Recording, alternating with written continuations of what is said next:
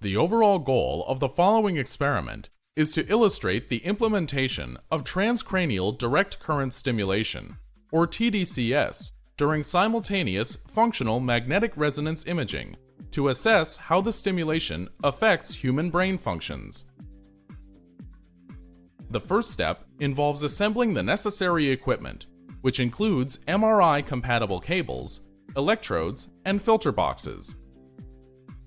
As a second step, the tDCS equipment needs to be set up inside and outside of the scanner. Next, the participant is screened and prepared for intrascanner tDCS. After the participant has been moved into the scanner bore, the stimulation is turned on, and the fMRI experiment commences.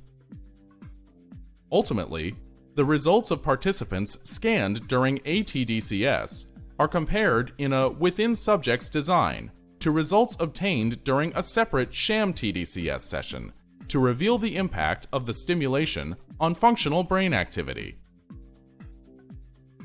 The main advantage of intrascanner tDCS compared to purely behavioral tDCS protocols is that it allows studying the neuronal mechanism underlying the stimulation effects.